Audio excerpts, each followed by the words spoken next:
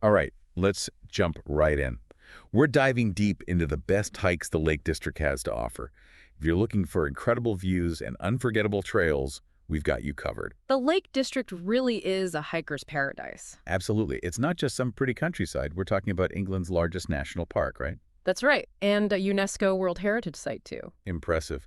Okay, so when we think Lake District, we think, well, lakes. I always assumed Windermere was the biggest one. Yeah, it's a common mistake. Windermere is the largest of those 16 bodies of water people often call lakes. But technically, only one is officially a lake, Bassenthwaite Lake. Really? So what's the story there? What makes Bassenthwaite Lake so special? It probably comes down to a blend of history and geography. See, many lakes in the Lake District are actually tarns. Tons. Yeah, mountain lakes formed by glaciers. But Bassenthwaite, well, it's always been called a lake, maybe because of its size and where it sits. And get this, some of those tarns are actually bigger than Bassenthwaite. Wow. That really changes how we think about the Lake District. Okay, so then where does Wastwater fit in? Isn't that England's deepest lake? It is, and it's another one officially called a lake. Its depth is truly amazing. You'll find it near Scafell Pike, England's highest mountain, adding to the whole dramatic landscape. That's a great transition. Let's talk hikes. Scafell Pike sounds incredible, but I've heard it's a tough climb. How does it compare to, say, Snowdon in Wales? Scafell Pike is definitely more challenging than Snowdon. It involves some scrambling over rough terrain, and it's considered the hardest of the three highest peaks in the UK, which includes Ben Nevis in Scotland. So for someone aiming to conquer these peaks, what's your top tip? Start early. It helps you beat the crowds, especially on popular routes like Scafell Pike. Good advice. Okay, back to Scafell Pike. Paint me a picture. What's the view like from the top? Imagine this, a panorama of peaks all around you. You see Bowfell-esque Pike and the Crinkle Crags, all jagged and dramatic. And these mountains, they're different from others in the UK. Unlike those on Anglesey Island, they're formed from a specific kind of volcanic rock called Borrowdale Volcanic Group rock. Gives them a unique texture and look. Wow, I can practically feel the wind on my face already. And what about Helvellyn? I've heard the views there are incredible too. There's a tarn involved, right? Ah, yes, Red Tarn. It's this picture-perfect lake nestled between Swirl Edge and Striding Edge, two dramatic ridges. That view really captures the wild beauty of the Lake District. It sounds breathtaking. Those views must have been a huge inspiration for artists and poets, especially with the Lake District's literary history. Absolutely. You can't forget the influence of figures like William Wordsworth. Places like Aeroforce Waterfall were his muse. It's like the landscape itself tells stories, urging you to connect with nature on a whole other level. And speaking of stories, the Lake District is full of ancient history too, like Castlerigg Stone Circle. Oh, for sure. England has over 300 stone circles, each with its own unique energy and history, and Castlerigg is a prime example. Imagine standing among those stones, knowing they were put there around 3200 BC, way before even the Roman Empire. It's amazing how the Lake District packs so much into a relatively small area. Towering peaks, peaceful lakes, waterfalls, and ancient history. And it's fascinating how each piece of the landscape seems to echo this sense of history.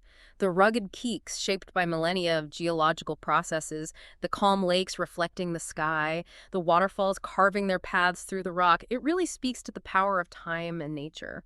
So what does all of this mean for our listener? It means get ready for an incredible adventure. We've just scratched the surface of what the Lake District has to offer. And we'll be diving even deeper into those incredible hikes in the next part. And remember, there's more to the Lake District than just those tough climbs. There are trails for everyone, from leisurely strolls to those challenging peaks. That's good to know. What if someone wants a beautiful hike but doesn't want to be completely wiped out? What would you suggest? A walk around Wastwater is a great option. You get amazing views of the deepest lake in England with Scafell Pike in the background. And the path itself is pretty flat, perfect for a relaxing hike. That sounds perfect. But for those who want more of a challenge, what else is out there? The Langdale Pikes are fantastic. It's a group of peaks, including Pike of Stickle and Harrison Stickle, and it's a more demanding hike. There are some scrambling sections, too. Scrambling. Tell me more about that. What does that involve? Well, it's like a mix of hiking and rock climbing in a fun way. You'll use your hands and feet to navigate certain parts of the trail. Adds a physical element to the experience. That sounds like an adventure. What kind of views can you expect from the Langdale Pikes? Oh, you'll get panoramic views of the Langdale Valley. It's a classic Lake District scene, rolling green hills, traditional farmsteads, like stepping into a painting. Okay, that's going on my list. What about waterfalls? We talked about Aeroforce earlier, but I know there are others hidden throughout the region. Absolutely. Every waterfall has its own unique character. There's Stock Gill Force, which is easy to get to from Ambleside, a beautiful cascade. And then there's Scale Force, the highest waterfall in the Lake District. You can reach it by hiking from Crummock Water. Sounds like I'll need to plan several trips to experience it all. We're just getting started. There are so many trails to explore, each one with its own blend of scenery and challenge. So the key takeaway is that the Lake District isn't just a place to visit, it's a place to really experience. Exactly. And you can make that experience your own, whether you want challenging climbs, peaceful lakeside walks, or something in between. So let's say our listener has chosen their hike, they've got their boots and their map. What else should they keep in mind? Packing for all kinds of weather is essential. The Lake District is known for its unpredictable weather, so be ready for sunshine, rain, maybe even a bit of everything. Oh yeah, I learned that the hard way on my first trip. Wasn't quite prepared for that sudden hailstorm.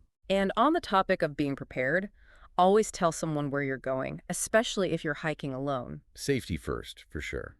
And of course, no Lake District hike would be complete A without. good pub meal at the end. Exactly, it's practically a tradition. You know, when we connect this idea of experiencing the Lake District with its literary history, it brings up an interesting question. I like where you're going with this. Go on. What if we could hike in the footsteps of those literary giants? You know, the ones who found inspiration in these landscapes. Could we, tap into that same sense of awe and wonder that fueled their writing? It's a really cool thought. It's not just about the hike itself. It's about connecting with the spirit of the place. That legacy of creativity that you can almost feel in the hills and valleys. Exactly. Imagine walking along Grassmere, knowing Wordsworth was there, on those same paths, or climbing Helvellyn, picturing those romantic poets taking in those same incredible views. It adds a whole other layer to the experience. It's like stepping into a story where the landscape is a character. Yeah, and it can make you appreciate both nature and human creativity even more. It's not just about checking off another peak, it's about engaging with history, literature, and your own thoughts. So, for someone interested in this literary hike idea, where would you suggest they start? There are some great resources out there, maps of literary trails and places connected to specific authors and their work. You could even make your own plan based on your favorite Lake District writers. Like, a Wordsworth fan could visit Dove Cottage, his old home, or walk through the gardens at Rydal Mount, where he lived later on. Right. And for someone who loves Beatrix Potter, they could explore the places that inspired her children's books, like Hilltop Farm and the shores of Esthwaite Water. It sounds like the Lake District has something for everyone, whether you love challenging hikes, peaceful walks, or even these literary journeys. And the best part is you can personalize it. The Lake District has something for everyone, just waiting to be discovered. Well, there you have it. Your deep dive into the best hikes the Lake District has to offer, with a literary twist. We've explored towering peaks, serene lakes, those beautiful waterfalls, ancient stones, and even the creative spirit that flows through this amazing place. As you're planning your own adventure, think about the time of year you want to go. Each season brings its own colors to the landscape, from those vibrant greens of spring to the fiery colors of autumn. And most importantly, go with an open mind, ready for adventure, and let the Lake District inspire you, just like it's inspired so many others over the years. You never know what hidden gems you might find.